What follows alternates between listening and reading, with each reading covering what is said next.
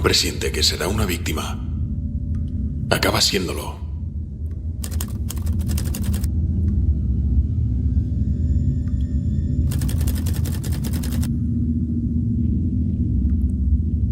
Yo he querido matar a mi madre desde que tenía 8 años y no me enorgullezco. Empecé destruyendo cosas sin valor. Después me apropiaba de cosas de los demás y las reventaba junto a cosas mías. Luego sentí como una necesidad de suprimir seres vivientes y comencé matando animales para terminar asesinando personas. Se apoderó de mí una extraña obsesión por matar y escapé de casa. Estuve viviendo en una montaña con mis abuelos hasta que un día los maté.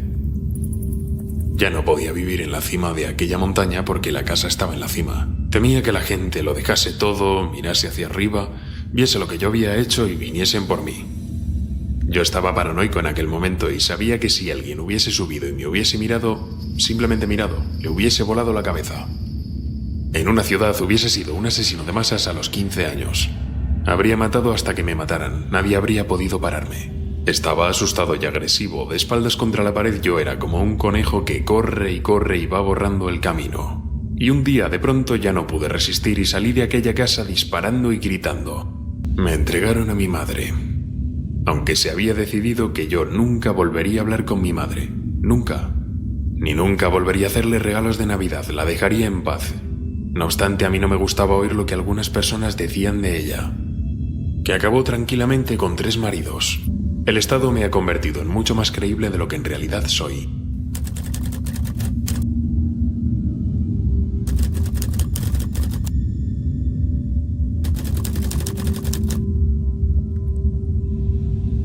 Me proporcionaba un placer tan grande que a veces era un poco difícil controlarme.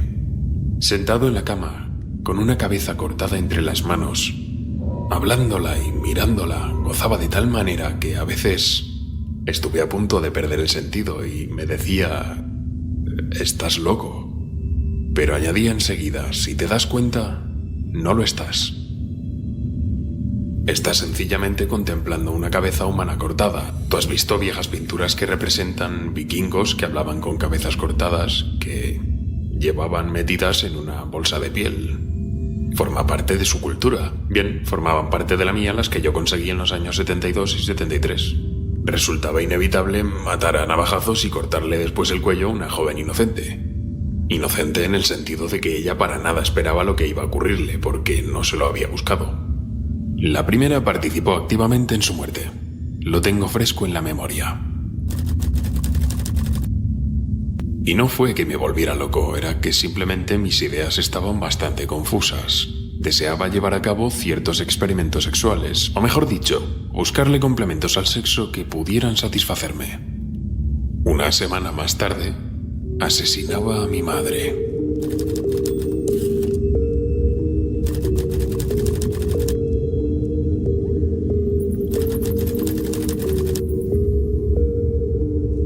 Soy americano. Maté chicas americanas. Soy un ser humano y maté seres humanos. Y lo hice en mi sociedad. Well, I'm not an expert. I'm not an authority. I'm someone who has been a murderer for almost 20 years. Can you say how many people might be doing crimes like you were doing? It would be a guess, but it's not. It's far more than 35. You were able to appear like an ordinary person, non-threatening to... I lived as an ordinary person most of my life, even though I was living a parallel and increasingly sick life, other life. One victim let me back in the car. I locked myself out. She opened the door for me. My gun was under the seat. What in the hell am I doing telling you that? Am I a masochist? Am I looking to be tormented further? I'm trying to show you just how awful this got, how commanding these rages got. I was raging inside. There was just incredible energies, positive and negative, depending on a mood that would trigger one or the other. And outside, I looked troubled at times. Other times I looked moody. Other times perfectly serene. Not very sane. But again, people weren't even aware of what was happening. You were involved in the campus because your mother worked there. Yes. I was also involved in killing co-eds because my mother was associated with college work, college co-eds, women, and had had a very strong and violently outspoken position on men for much of my upbringing. My mother was a sick, angry, hungry, and very sad woman. I hated her, but I wanted to love my mother. And I watched the alcohol increase. I watched her social life drop off. I watched her get bizarre. She had terrible pain from her life, earlier life, her upbringing, a failed marriage with my father. I'm a constant reminder of that failure. I hate to distill it down into such, into one-word realities like that. There's a lot that leads into that happening, but that is what happened. They represented not what my mother was, but what she liked, what she coveted, what was important to her, and I was destroying it. Why did you actually kill the girls? My frustration, my inability to communicate socially, sexually. I wasn't impotent, but emotionally I was impotent. I was scared to death of failing in male-female relationships. I knew absolutely nothing about that whole area, even if just sitting down and talking with a young lady. I need to be able to really communicate, and ironically enough, that's why I began picking people up. I thought I was pretty slick, and went and tripped all over myself. That first 2 murders, the first 24 hours, there were 3 clear times I should have been busted, and I wasn't, because 3 different individuals or 3 different groups of people got scared and minded their own business and looked the other way. Why did you keep the heads? Why did you cut them off, and why did you keep them? Something out of my childhood. I could put it on an incident. I mean, my father chopping the heads off of our 2 pet chickens and my mother insisting that I eat them for dinner. You know, we could say it was something that simple. I don't think it was. Now, my dad heads out back with a hatchet. I got on my bike and I tried to stop it. I remember that. I got on the bike, rode around the block. I was crying. I haven't talked about that for a lot of years. I'm sure that may have implemented something, that may have gotten something rolling, but along fantasy lines. But it took a lot of years of development along those lines to really get off. But how are you able to, in 1 minute, have someone's head in your hands, and very shortly thereafter? Living through a fantasy, however that would relate to that severed head. And then 5 minutes later, I'd put that away, and there'd be a knock on the door, and I'd put it away and answer the door. And the landlady would be there, and we'd discuss it. Discuss what? Reality. Her reality, not mine. Some people go crazy at that point. I felt it. It was one hell of a tweak. I mean, to just flip out and not know where I was. To be walking up the stairs with a camera bag that belonged to a young woman that had her severed head in it. Walking up to my apartment, past a happy young couple coming down the stairs who nodded and smiled at me as they went by. Good evening. And they're going out on a date where I'd love to be going. And I'm aware of both of these realities, and the distance between those two is so dramatic, so amazing, so violent, that really, I could feel the wheels squeaking inside. That was really pulling on it. And I imagine at that point some people break. Do you admit to being evil, Richard? We are all evil in some form or another. Yes, I am evil. Not 100%, but I am evil. What do you want the world to know about you? The world has been fed many lies about me. I have read very few truths. Who are you?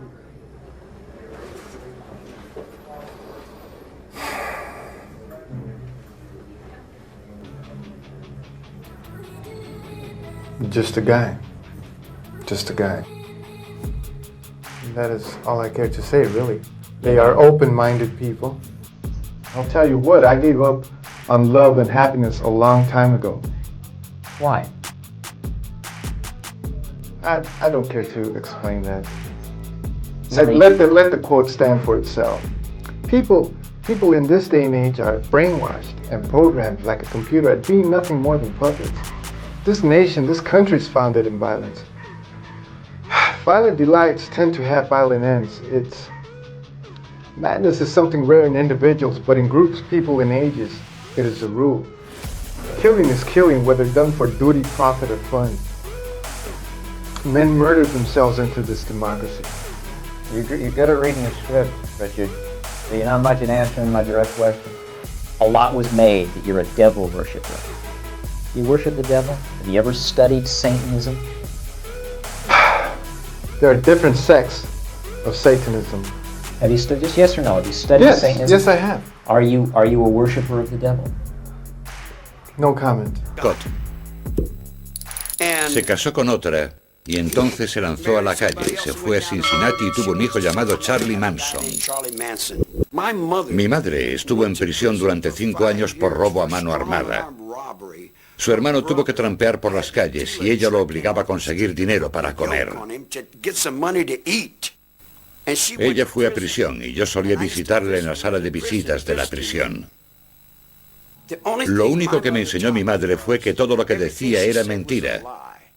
Y aprendí a no creer en nada ni en nadie nunca más. Allí, en las montañas de Kentucky, decía mi tío, nosotros no nos rendimos, aún somos rebeldes y seremos rebeldes hasta el fin de los tiempos. Porque nosotros no aceptamos la escuela yankee. Decía, no vayas a esas escuelas, muchacho. Y cuando yo tenía 9 años de edad, incendié la escuela y me llevaron al reformatorio. En 1944 fui al centro juvenil. No pude salir hasta el 54. Conocí a una joven llamada Rose. Robé algunas escopetas y me fui a Georgia. Robé un ultramarinos, un sombrero de paja y un montón de baratijas y me fui a Los Ángeles. Pasé mi 21 cumpleaños en la cárcel. No estuve fuera ni un segundo. Pasé en la cárcel toda mi vida. Yo nunca vi a la gente que estaba fuera muy diferente de la que estaba dentro. La gente que estaba dentro, si mientes, te golpea, te desprecia. No se le miente al teniente. El teniente no te miente a ti. Hay mucha verdad en la prisión, y cuando fui a prisión aprendí mucho acerca de la verdad. Yo digo, si vas a hacer algo, deja algo sucio, tal y como te he enseñado.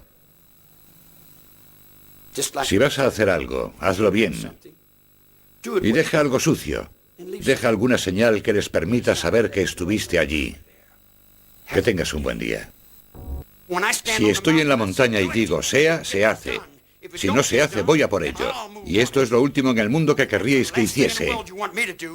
Cada uno de vosotros que habéis intentado matarme durante los últimos 25 años, aún estoy aquí. ¿Y ahora qué? Cuando salga, vuestros hijos se me acercarán porque nunca han tenido a nadie que les dijera la verdad. Ellos vinieron al rancho, señora, no fui yo hacia ellos, vinieron hacia mí. Me robáis la música, escribís mis canciones, jugáis conmigo. Yo veo sangre aquí todos los días. Todos los días alguien es tiroteado, apuñalado, golpeado. Yo he vivido en eso toda mi vida. Eso no me quita el sueño. Amontona 100 cuerpos muertos delante de mi celda y eso no me conmoverá. Nunca violenté la voluntad de nadie. Nunca le dije a nadie que hiciese nada que no fuese lo que ellos querían hacer. Espera, yo decía que hicierais lo que era mejor para vosotros y hacíais lo que pensabais que estaba bien. Y cualquier cosa que pensabais que estaba bien, estaba bien. Yo seguía vuestra línea. Yo mantenía la misma línea que vosotros. Lo que hacíais era por vuestra cuenta. No tenía nada que ver conmigo. Were you happy when you found out you weren't going to go to the gas chamber, Charles? Dying is easy. How long have I been in jail? 34 years? 34 years, so... Out of 47, you've been here 34. I've been in jail, prison, a long time, all my life. I was raised up in here. So I understand jail. So I understand myself and I can deal with that. I sit in my cell and I do my number, like a convict does his number. But there's different colors on different people's backs doing different things. It's a different world. I love the world I live in, too, just like Regan loves the world he lives in. You love the world you live in. Most assuredly, it's me. You love all the pain that you've caused people, all the anguish you've caused. I don't... Written accounts indicate that you told the authorities, don't let me out. I can't cope with the outside world. Do you have a recollection of that? And You make a desperate plea out of something, man. There's no desperate plea out of it. I say I can't handle the maniacs outside. Let me back in. I didn't use the word desperate. That's your word, Charles. Yeah, well, your inflection and your voice tones were implications there. Well, you use the word maniacs on the outside. How are you different from the maniacs on the outside? And why do you call them maniacs? Because you know something, they think you are one. Yeah, it would reflect. If you hold the negative up to the light, you don't see the light, you just see the negative. So I'm a reflection of your negative, there's no doubt about that, and I can handle that also. I've been handling, ain't I? I don't know, have you? Well, I've been up and down these damn hallways, in and out of these nut wards for the last 10 years. You think you could follow that act? I'm playing for my life. You working for money. When you say you're playing for your life, am I to assume that you think that someday you're going to get out of here? Get out of here. Get out of here. Where would I go now? See. What would you do if you got out of here? If I got out of here. What if they said to you tomorrow morning, Charles, hey, listen, you're free. You can go wherever you want to go. Do whatever you want to do. What would you do? I'll probably go out front on the grass and sit down. If you got out of here, there are a lot of people who think you'd go start killing people again. Again? Well, you guys are misinformed. I haven't killed anyone. I didn't break the law. Judge knew that. But the people didn't want to hear it. The judge knew it. He washed his hands. He said, I know it, but what can I do? People want this. Judge never said that. Yeah. Judge never said That's what Older said. No, Judge didn't say that. He got off and shook their hands, didn't he? You're so white and pure. Judge didn't say you were innocent. Are you innocent? Innocent of what? Well, that's what I'm saying. None of us are innocent. Yeah, just because you're convicted in a courtroom doesn't mean you're guilty of something. What does mean you're guilty? When you know you're guilty. What about Shay? What about him? Well, what about him? He got killed. Well, the word is you killed him. Word is that you're an old woman. Word is you have turkey in the sky. Word is, I don't know what word is. Somebody else tell you that. I didn't tell you that. Did you kill Shay? Hell no. Did you cut Hinman's ear off? Hell yes. Why, how'd that feel when you cut his ear off? What did it feel like? Yeah. Well, I had done what he said for about 20 years. I'd done everything he told me to do. And I got to thinking, now, why don't this guy do something I tell him to do? And he said, no. I said, well, how comes I'm always doing what you tell me to do, but then you never do what I say do? And he said, well, blah, blah, blah. Would be to you right off the bat is why, after so many years of silence, never having a media interview, and people have said that you have given them interviews in years Well, that's past. hogwash. Yeah. That's strictly hogwash. So we're saying I'm today, constantly told that I'm misquoted constantly, saying that I said this and I said that, and it's not happened. so it's pretty well established on this. This is the first time you're speaking publicly about your case. Right. Yeah. I've always felt that my attorneys were handling it, and they said to keep a low profile and stay away from it. And in light of all that has been used against me in the media, they've created this fantasy monster image, and it's been going on for the last 12 years. And I've ever had no comment, and I had no need to talk to the media for the simple reason that they were looking for sensationalism and they were looking for the monster. When you say fantasy monster image, what are you referring to by that? Well, the idea that I'm a homosexual thrill killer and all that garbage, and they painted this image of me that like I strolled down the streets and stalked young boys and slaughtered them. Hell, if you could see my schedule, my work schedule, you know damn well that I was never out there. Well, you were indicted, convicted, and sentenced on 33 counts of homicide. Is that correct? That's correct. We'll go into the lead-in as you know, you were at 1978. Yeah. You were present. Yeah. Now, give me kind of just an overview of the business that you eventually established, the construction work. Is this self-taught then, the construction and maintenance work? I started doing painting, and then I started doing wallpapering and decorating. And inside of 3 years, PDM, which is painting, decorating, and maintenance, was doing $1 million a year. And that was. And I only had 4 employees. And that was the business you were in at the time of the arrests. That's correct. PDM in 1974 became a corporation, and then I owned PDM Contractors Corporation. I owned PDM Plumbing, PDM Concrete, and PDM Decorating. And then I branched off with another partner into Rafco Construction. Mm-hmm. And from there, we were doing strictly drugstores. Mm-hmm. Now, they did not search the house at that time or look through the house? No. According afterwards, they're claiming that they came to the front door of the house and knocked on the door and that I hid from them. Why didn't you let them in at that time when they were knocking at the front door? There was no way I could have heard them. I was way in the back of the house, in the rec room, on the telephone. When they finally walked around the side of the house, I could look out the picture window, see them there, because I was on the phone, and they could see me clearly too, sitting on the couch on the telephone, because I was talking to my sister in regards to a death in our family. So I told her that I would call her back, got up, went to the door, and he introduced himself as Kozenzak and Piquel, and they wanted to come in and talk to me about Robert Piest. And I had told him that I had not had any conversation with him, but I said, if you want to talk to me, then come back there. And they wanted me to come down to the police station.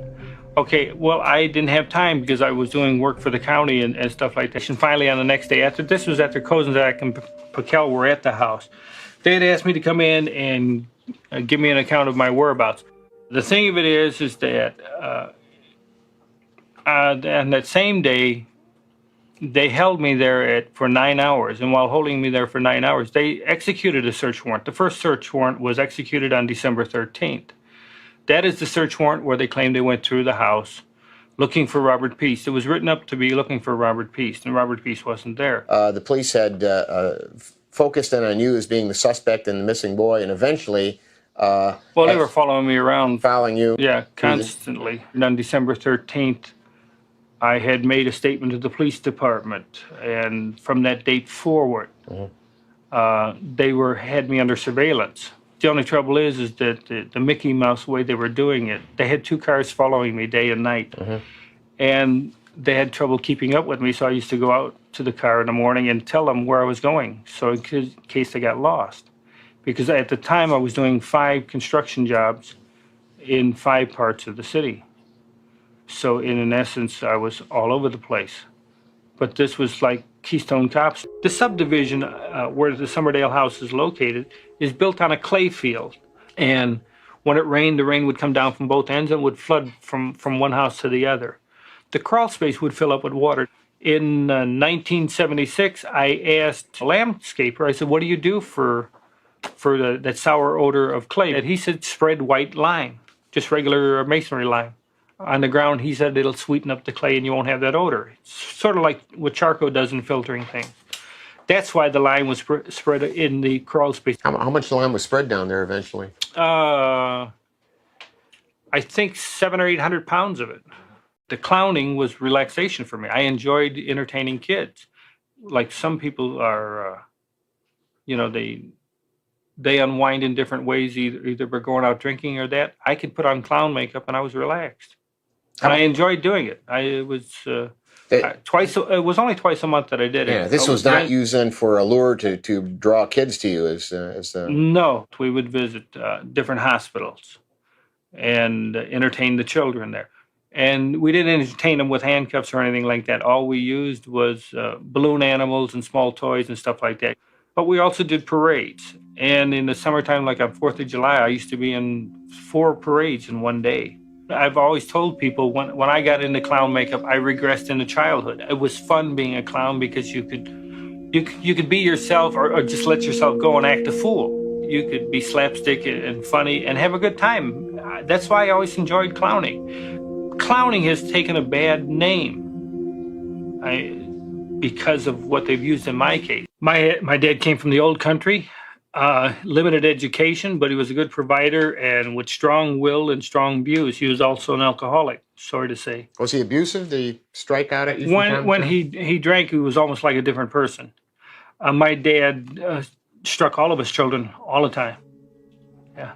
When you paroled out, where did you establish your residency? I was under the Interstate Compact. I was paroled back to Illinois. Mm-hmm. And you went to Springfield first, did you not? No. No? Directly to Chicago because I had a job working at Bruno's Restaurant. That was a requirement of Interstate Compact transfer. You had to have a job and a place to stay. I moved in with my mother in the condominium. My dad had just passed away. So I lived with my mother and worked at Bruno's as a chef. When I first got out on parole, for the next 2 years, I stayed with Bruno's restaurant, and I worked for them. But on the side, I used to go in at 4 a.m. and get off at 2:00 in the afternoon. And to me, that was too short of a day, not enough work. So I started doing odd jobs painting. And I found that on the weekends, the afternoons and the weekends, I was making more money than I was as a chef, even though I was getting $12-something an hour. I borrowed $600 from my mother, and through odd jobs, I left the chef business. I owned PDM Contractors. PDM was able to work 52 weeks out of the year, while most construction companies shut down for the winter. I never had time to shut down because I had them on a waiting list.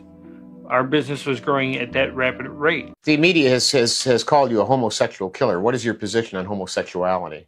I have nothing against it. I'm an outspoken liberal. I don't care for the labeling.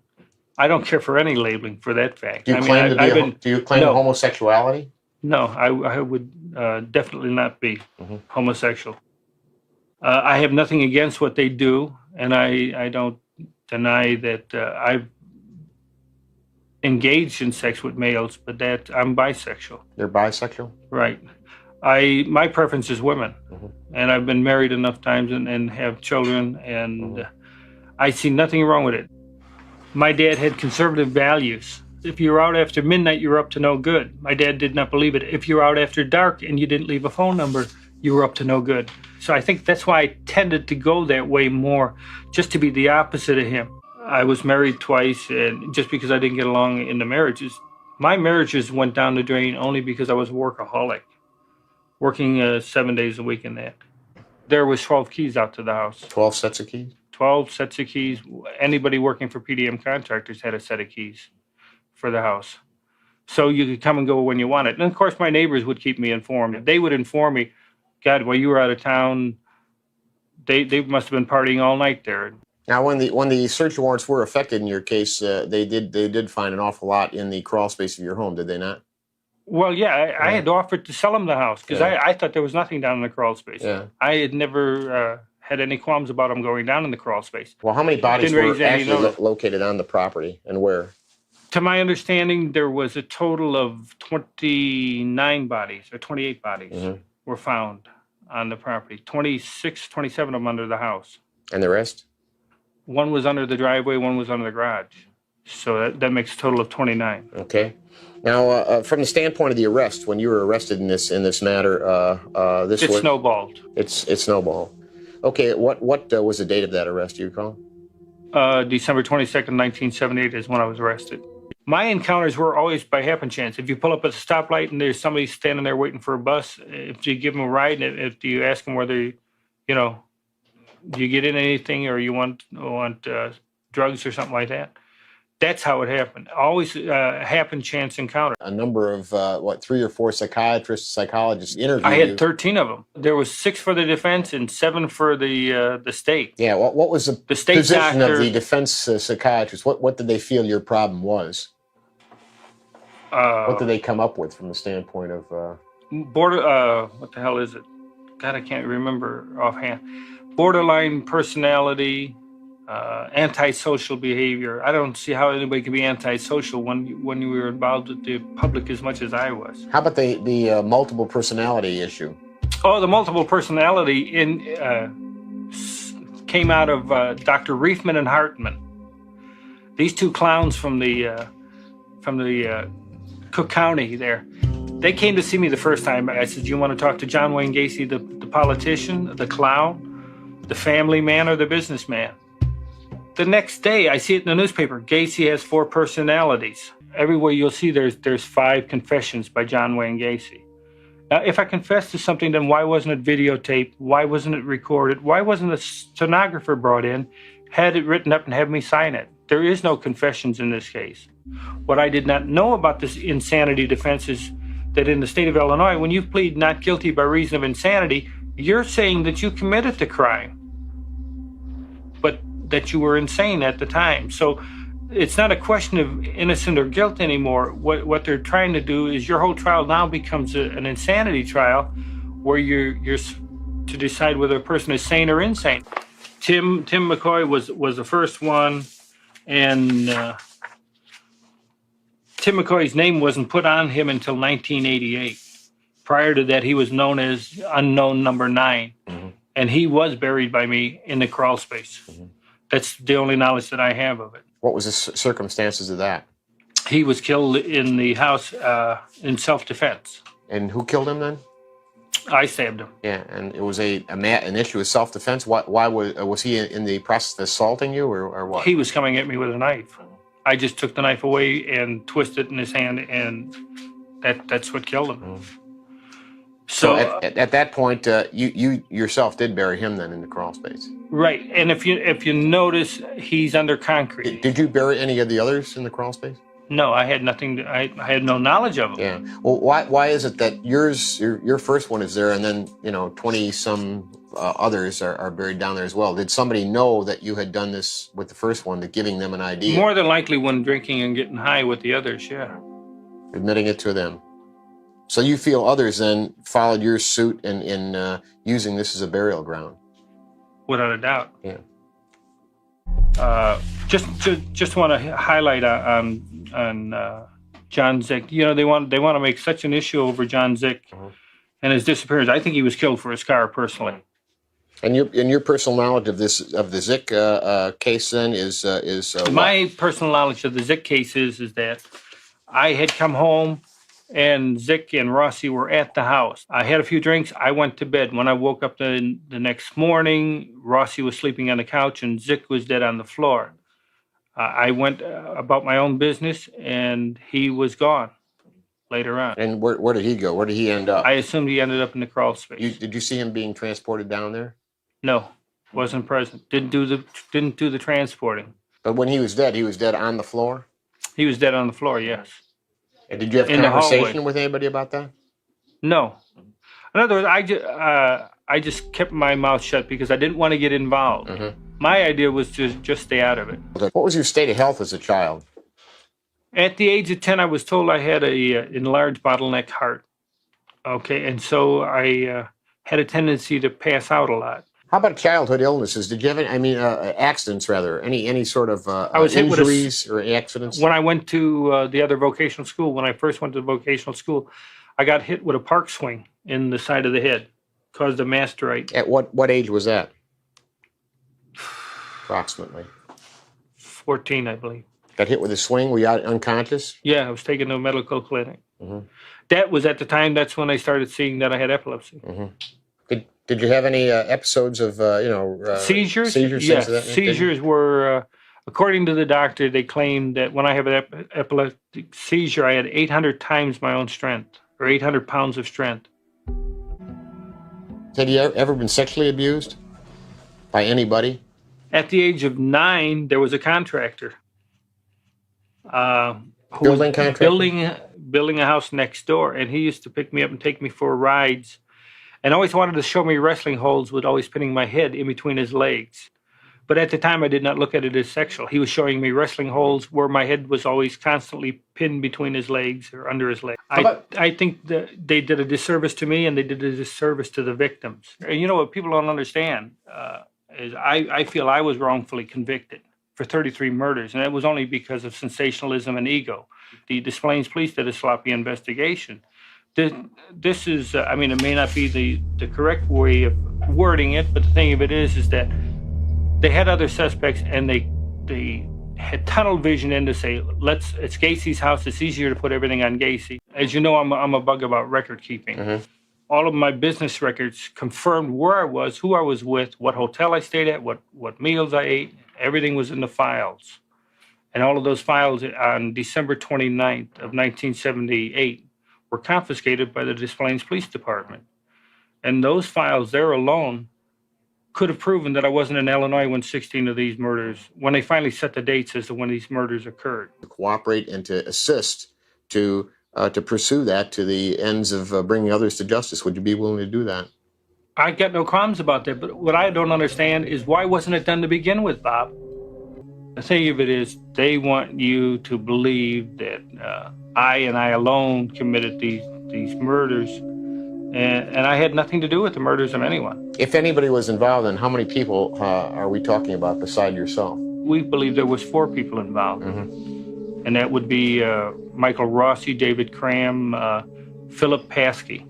Here we've got a Philip Paskey who had a newsletter going out of the Cook County Jail. And here he is involved with a guy named John Norman. And John Norman was running Boys for Hire. They were making snuff films with young boys. To me, they were pimping them off. They were selling them.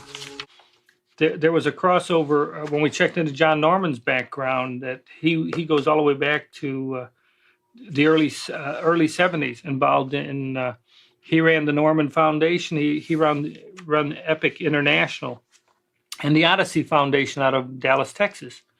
And these were organizations where wealthy men could hire young boys for sexual weekends.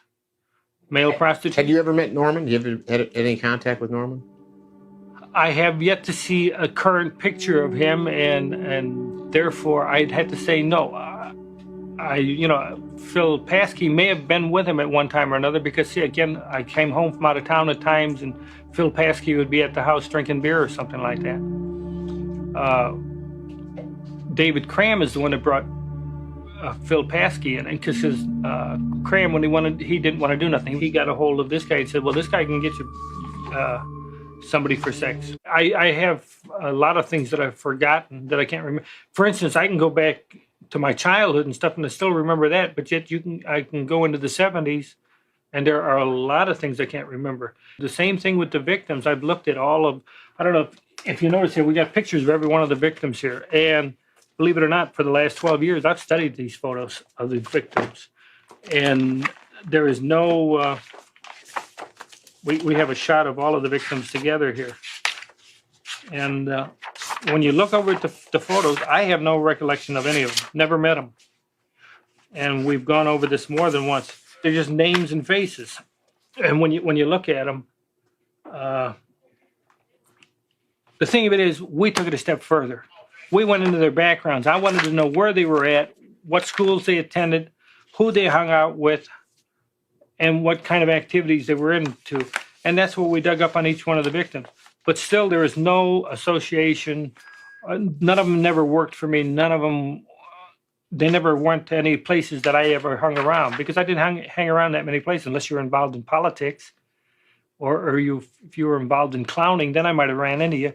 But there's no way I could have run into any of them. I consider myself the 34th victim. I consider the families victims as well, because they did not get justice from the shoddy investigation all the way down through.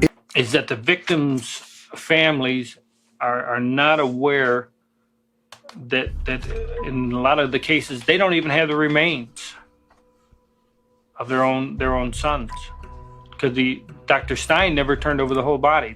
And they took the heads off of each one of the victims.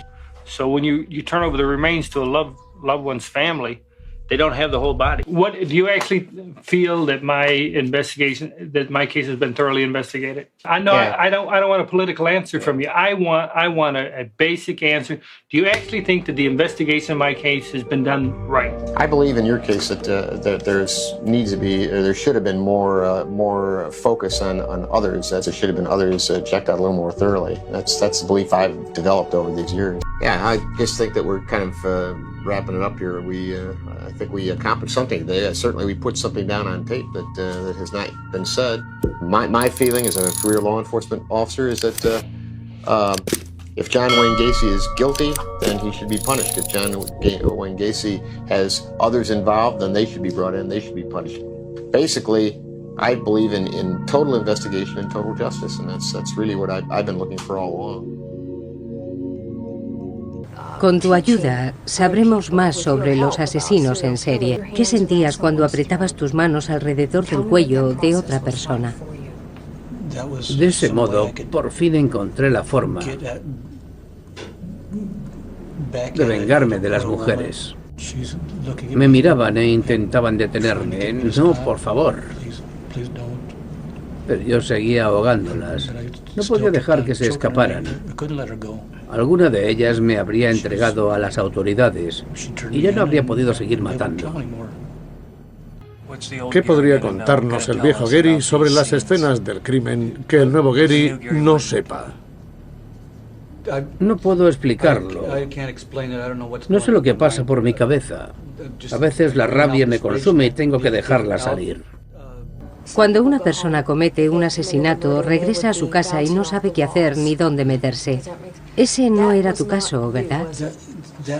No, cuando llegaba a casa estaba relajado y me sentaba a tomarme una cerveza. ¿Te esforzaste mucho para mejorar tu estrategia? Sacaba mi carné de identidad y siempre tenía cuidado de tapar mi nombre con el dedo. También llevaba fotografías de mi hijo y me aseguraba de que aquellas mujeres las viesen.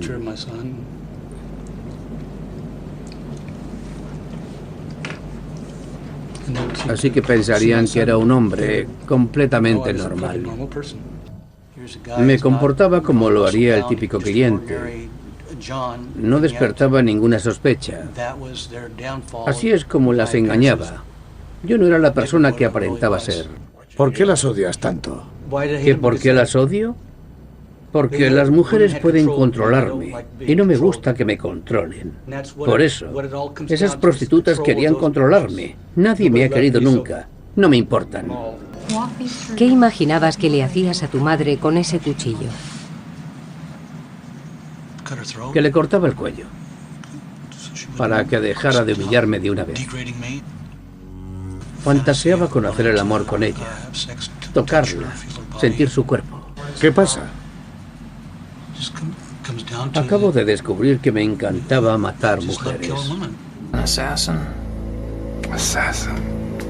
Sounds so exotic. I was just a murderer. If I understand you correctly, you're positive you killed more than 50 people. And Definitely. you think you probably killed more than 100 people. Definitely. You're sure of that one. Definitely. But not sure it's more than 200. I wouldn't say definitely to that. Maybe yes, maybe no. I would say less than 200 people. Well, you tell me. It's not less than 200 people. You killed more than 200 people. Sure. Yep. I killed basically 100 people when I was a young man, before I even knew anybody. Too much. In one part of my life, I killed people for nothing. Just for somebody to look at me wrong, I would kill them. Stab them, shoot them.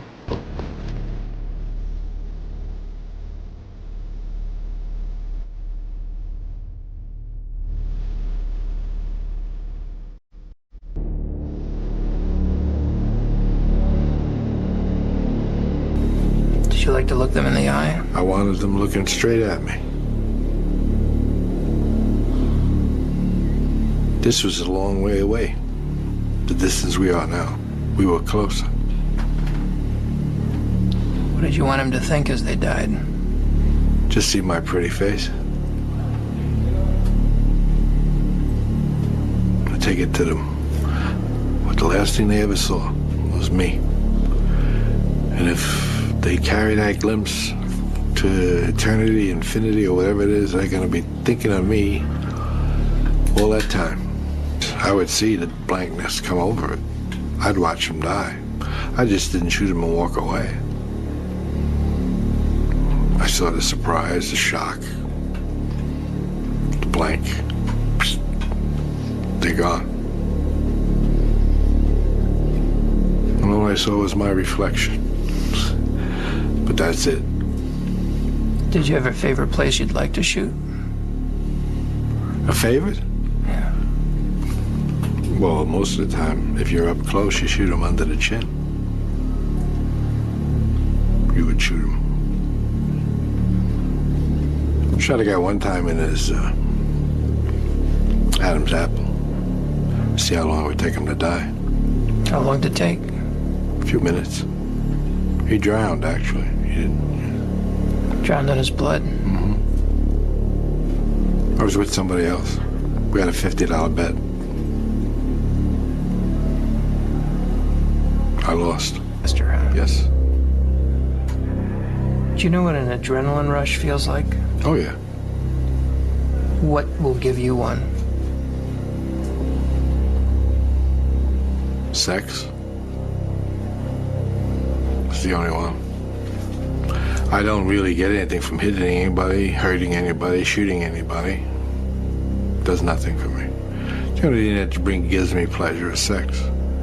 Well, that's a different kind of pleasure than what an adrenaline rush is. The only pleasure I get. Yeah. If I were to beat somebody up, it would do nothing for me. It was disappointing. That's when I figured I must be crazy. Because I figured some of them should have some kind of a feeling. Something. People on the outside do not know what evil is. Do you know what evil is? Sure. Are you evil? Somewhat. Strangler. Mostly my left hand. Well, so you strangle them with just one hand? Right there. Pressure point. You've got a wife, you've got a mistress, and you're also seeing prostitutes quite regularly. And other people. Man, I guess I could say I was enjoying myself. How do you know when they're dead? How? I don't know, just do.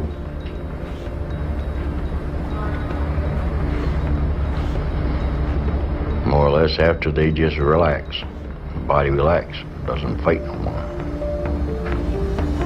It only takes about 4 minutes, probably. Sometimes less than that. I met Anne Marie Steffens, I think, in front of the Finger Hut on Lake Avenue. Do you remember killing her? Yeah, possibly. I'm not going into details here. After you killed her, you went back later to see the body. Is that right? No, I went back to clean it up. She was found with her head removed. That's right. How did that happen? Easy, just pick it up and move it. What, you just pull the head off? Yeah, it was already off. That was a fit of anger. You know, we spent a day down Turning Point Park, you know, feeding the ducks and walking around, and we were making out. Then she just flipped, you know, jumped up, says, "I'm going to scream, I'm going to tell the cops." I snapped her neck.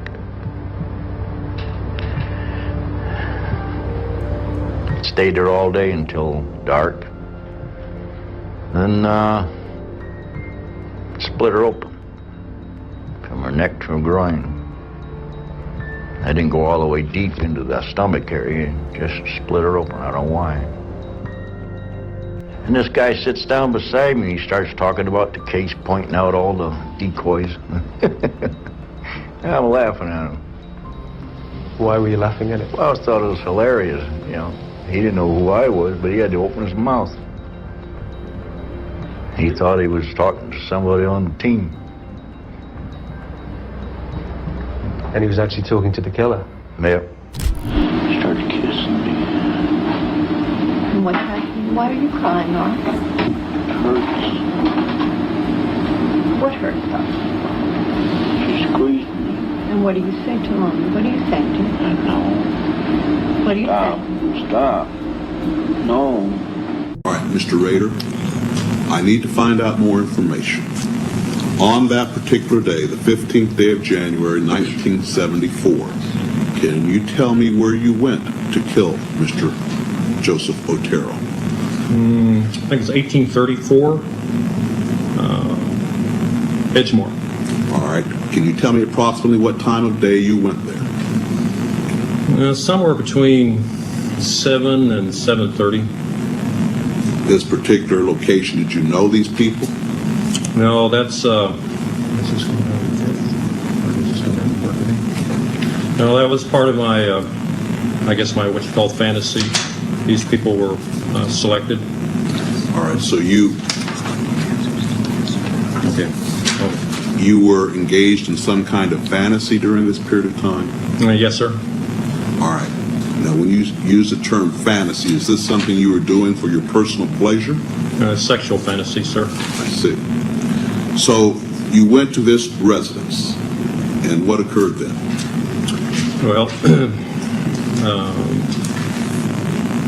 I had did some thinking on what I was going to do to either Mrs. Otero or Josephine, and basically broke into the house, or didn't break into the house, but when they came out of the house, I came in and confronted the family, and then we went from there.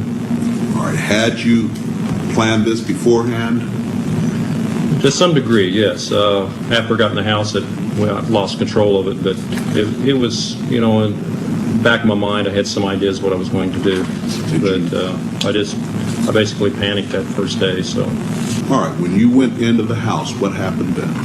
Well, I confronted the family, pulled a pistol, confronted Mr. Otero, and asked him to, you know, that I was there to, basically, I was wanted to get the car. I was hungry, food, I was wanted, and asked him to lie down in the living room. And at that time, I realized that wouldn't be a really good idea, so I finally, the dog was a real problem, so I asked Mr. Otero if he could get the dog out. So he had one of the kids put it out, and then I took him back to the bedroom. You took who back to the bedroom? The family, the bedroom, the 4 members. All right, what happened then? At that time, I tied him up. While still holding him at gunpoint? Well, in between tying and yes. Yeah. All right, after you tied them up, what occurred? Well, they started complaining about being tied up, and I re-loosened the bonds a couple of times.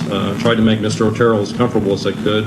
Apparently had a cracked rib from a car accident, so I had him put a pillow down for his head. Had he put a, I think he's a Parker or a coat underneath him. They talked to me about, giving the car and whatever money. I guess they didn't have very much money. And there I realized that, I didn't have a mask on or anything. They already could ID me, and made a decision to go ahead and put them down, I guess, or strangle them. Your dad comes here to visit about once a month, but I get the impression that the two of you don't talk a lot about everything that happened, about the crimes in particular. No, we don't discuss that because it's been gone over so thoroughly in the papers and the media that there's just really no point in going into any in-depth talks about it. We talk about our family, home, how things used to be, what prison life is like here now, and try to keep things as light and upbeat as possible. Is it hard for you to go back and talk about those things? No, not the good things. In fact, it gives me a sense of comfort to talk about the few good times there were in the past. You say the few good times. Do you think of your childhood as having been profoundly unhappy? No, not profoundly. My childhood wasn't filled with any great tragedies or anything. There were good times and there were bad times. I think it was fairly normal. Jeff, do you remember your earliest experience and earliest interest, fascination with the inside of animals? Where that came from? In 9th grade, in biology class we had the usual dissection of fetal pigs. I took the remains of that home and kept the skeleton of it. And I just started branching out, dogs, cats. I suppose it could have turned into a normal hobby like taxidermy, but it didn't. It veered off into this. Why, I don't know. All I know is that I wanted to see what the insides of these animals looked like. Was there some pleasure in the cutting open of the animal? Yes, there was. No sexual pleasure, but just it's hard to describe. Sense of power, sense of control? I suppose that's a good way of putting it, yeah. Yeah. I can sort of see a fascination for, wanting to see or for looking at the insides of animals, say for the first time. After you did it one time, what more is to be gained by looking at another dog's inside, the second or the third? I don't know. It became a compulsion, and it switched from animals to humans. I still don't understand it. I don't know why. What would you do with the dead animals, Jeff? You would pick the carcasses up from the road and take them back into the woods. Take them back in the woods, skin them sometimes, slit them all the way open, look at the organs, feel them. There was a sort of general excitement for me. I don't know why. It was exciting to see. One of your dad's biggest questions is when you began to slip away, when you crossed over into this world of obsession or dark fantasy from which you just couldn't return. Can you pinpoint that? Is there a sense for when that really began to happen with you, Jeff? I think it was around age 14 or 15. Started having obsessive thoughts of violence intermingled with sex. And it just got worse and worse. I didn't know how to tell anyone about it, so I didn't. I just kept it all inside. Do you have any sense for where that was coming from? No. No, I've talked with a few psychologists about it. They have their theories, but they don't have any concrete answers either. Do you have a theory? No, not really. I don't know where it came from. I probably will never know. But I never dreamed that it would become a reality. This was the summer of 1978 when you took your first victim. Right. Once it happened the first time, it just seemed like it had control of my life from there on in. The second occurrence was 1984, roughly. And I met this guy at one of the bars, downtown Milwaukee bars. We went back to the hotel, just planning on getting drunk. I had put some sleeping pills in his drink to render him unconscious. And was just going to spend the night with him. When I woke up in the morning, my forearms were bruised, and his chest was bruised, and blood was coming out of his mouth. He was hanging over the side of the bed, and I have no memory of beating him to death, but I must have. And that's when it all started again. Did you ever tell yourself, I have to stop this? I must stop doing this? Yes. When it was going on?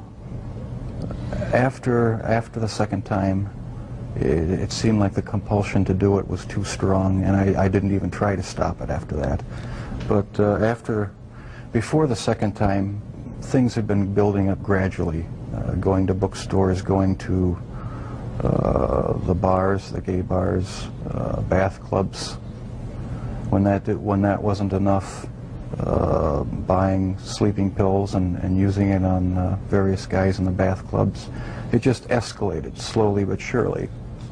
And after the second time, which was not planned, It was out of control. It felt like it was out of control. Where did sex enter in to the killings, Jeff? It was a big part of it. My only objective was to find the best-looking guy that I could. Their sexual preference didn't matter to me. Did their race matter to you? No, their race didn't matter to me. The first two young men were white. The third young man was American Indian. The fourth and fifth were Hispanic. So no, race had nothing to do with it. It was just their looks. Was there something sexual in the dismemberment of the bodies for you? As time went on, yes, I did get there was a sexual part to that. I started saving the skeletons and preserving other parts, and one thing led to another. It took more and more deviant type behaviors to satisfy my urges, and so it just spiraled out of control. Why the cannibalism? It made me feel like they were a permanent part of me. Besides the just mere curiosity of what it would be like, it made them feel that they were a part of me, and it gave me a sexual satisfaction to do that. Was it the killing that excited you, or is it what happened after the killing? No, the killing was just a means to an end. That was the least satisfactory part. I didn't enjoy doing that. That's why I tried to create living zombies with muriatic acid in the drill, but it never worked. No, the killing wasn't the objective. I just wanted to have the person under my complete control, not having to consider their wishes, being able to keep them there as long as I wanted. It's not easy to say that, but that's what the motive was. Where did that need for control come from? Do you have any idea? I don't know, maybe I felt I had no control as a child or young adult, and that got mixed in with my sexuality, and I ended up doing what I did was my way of feeling in complete control, at least for that situation, creating my own little world where I had the final say, finding the best looking guy that I could, and having total mastery over him for as long as I wanted. Lust played a big part of it, controlling lust. That was the motive, right there. The two of you never really communicated all that much, did you, father and son? Not on any deep level, no. We talked about superficial things. Never really had a real deep heart-to-heart talk about what was going on inside our own minds. I was always a very private person. I didn't like to open up and share anything with anyone. I like to keep my thoughts to myself. Why do you think that was? Because from about 15 years on up, a great deal of my thoughts were basically unshareable with anyone. So I just closed myself off and put on a mask of normalcy. Did you ever consider talking to your parents, to your dad, about homosexuality? Is that something No, that you felt you could ever raise? Early on, I really didn't know that much about it myself. All I knew was that it was something that was to be kept hush-hush, not talked about, not even thought about. So I just kept it all within me and never talked about sexual issues at all, really, with anybody. Do you think if you had been able to talk about that in a more open way with your dad, for instance, that it would have helped, might have broken this veil of secrecy and enabled you to keep yourself from going down that road? I don't know exactly what, if anything, would have ever kept me from going down that road. Talking about it, I don't think would have made that much difference, because, like I said, there were things going on in my head that I would have never opened up and talked about with anybody. What do you remember about your parents arguing when you were growing up, and what effect that had on you? It was unnerving, depressing, made me angry sometimes. I'd leave the house, go out in the woods and sulk, brooding, you know, wondering why they had to have such a rough relationship. Most of the time they didn't seem to get along too well together. I never knew what the real underlying problems were. I didn't feel it was my place to ask. Did you blame one or the other? Mom or Dad? No. No, I didn't. I was just frustrated that things couldn't be happier around the house. You just wanted things to be more peaceful. Right. Right. I never saw any real violent arguments as far as physical hitting or anything like that, but there was a lot of yelling, a lot of tension in the house sometimes. One of the chilling stories that your dad tells is about the box he had found. Can you give me your perspective on that? I had a box in my bedroom closet, and it contained the mummified head and genitals of a young man I met in one of the bars down in Milwaukee. And it was a locked metal box.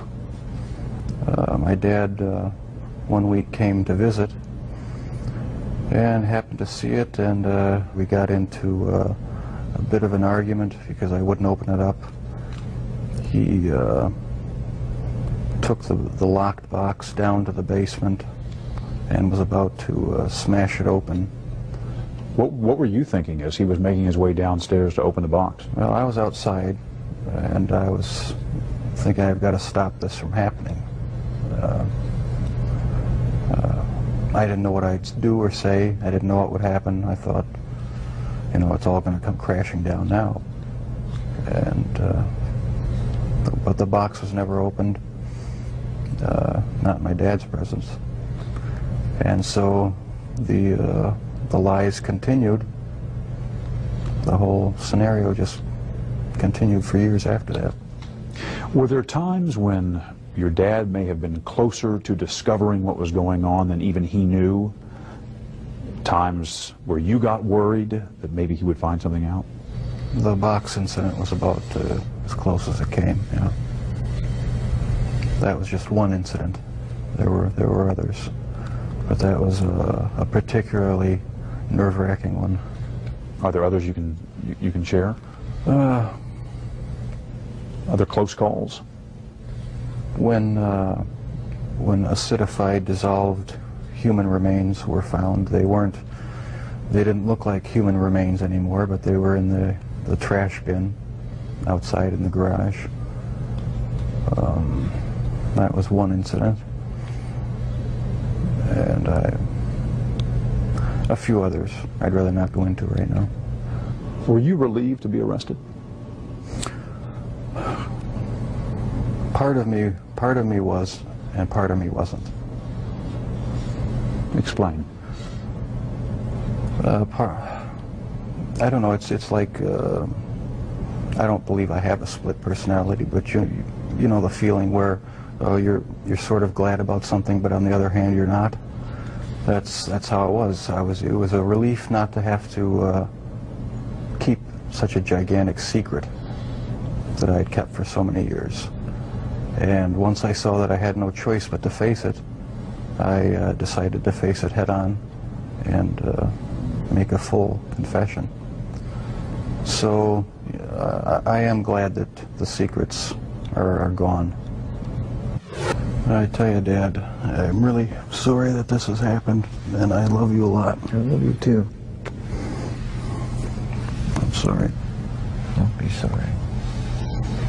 We haven't always shown it a lot, but I do love him a great deal. I love you. And without the support of my folks, I don't think I would have come through this. We've opened up with each other a lot more now since the trial and everything. There's no secrets to be hidden away. You know, I don't feel that I have to keep any secrets from him. We've come to face what's real now, instead of just glossing things over and talking about superficial things.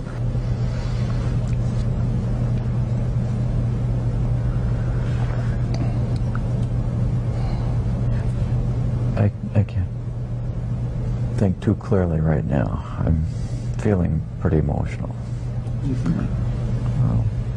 I think that a lot of things have been brought out in this interview that has brought us to a little bit deeper, just a little bit closer understanding as to how this all originated.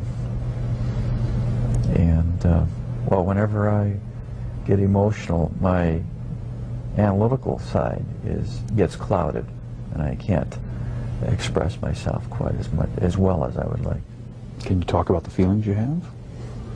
You feeling close to Jeff? I feel very close to Jeff, and it's going to continue till our death. And I feel good about it.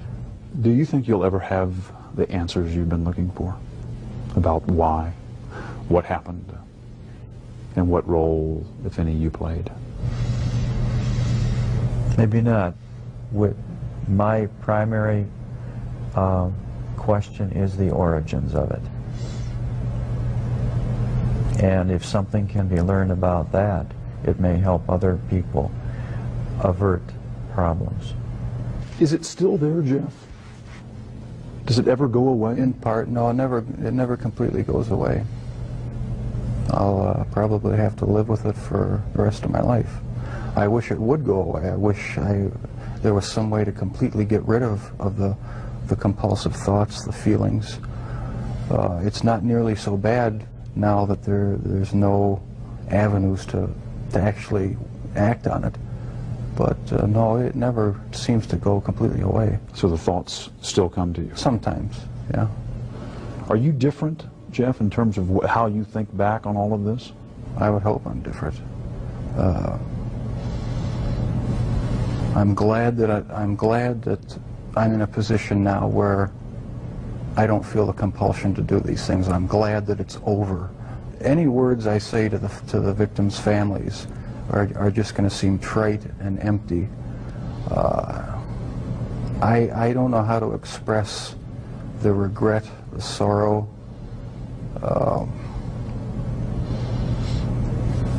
that I feel for what I've done for their sons. I can't find the right words.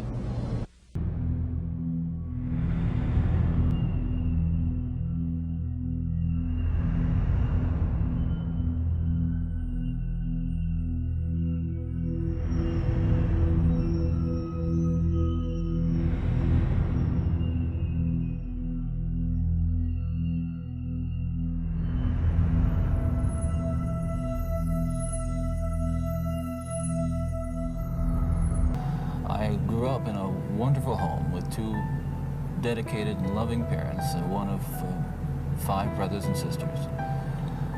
A home where we as children were the focus of my parents' lives, where we regularly attended church, 2 Christian parents who did not drink, they did not smoke, there was no gambling, there was no physical abuse or fighting in the home. Basically, I was a normal person. I wasn't some guy hanging out at bars or a bum. I wasn't a pervert in the sense that, you know, people look at somebody and say, I know there's something wrong with them, and just tell. I mean, I was essentially a normal person. I had good friends. I led a normal life, except for this one small but very potent and very destructive segment of it that I kept very secret, very close to myself, and didn't let anybody know about it. And part of the shock and horror for my dear friends and family years ago when I was first arrested was that there was no clue. They looked at me and they looked at the the all-American boy.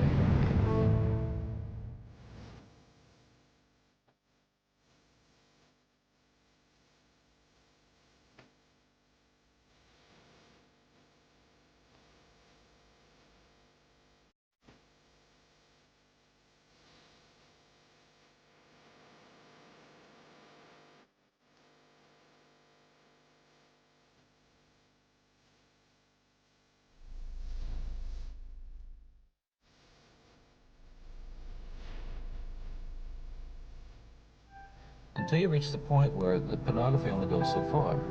You reach that jumping off point where you begin to wonder if maybe actually doing it will give you that which is beyond just reading about it or looking at it. Listen, I'm no social scientist, and I haven't done a survey. I mean, I don't pretend that I know what John Q. Citizen thinks about this. But I've lived in prison for a long time now.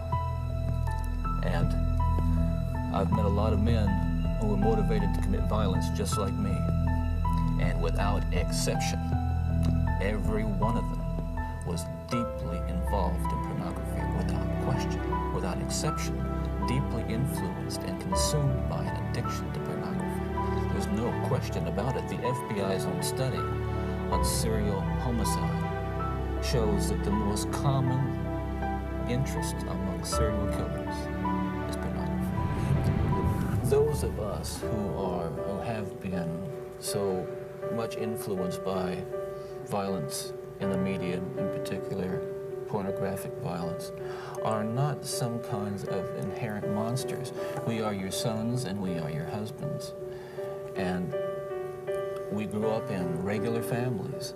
And pornography can reach out and snatch a kid out of any house today. He snatched me out of my home. It snatched me out of my home 20, 30 years ago. And as diligent as my parents were, and they were diligent in protecting their children, and as good a Christian home as we had, and we had a wonderful Christian home, there is no protection against the kinds of influences that are loose in the society that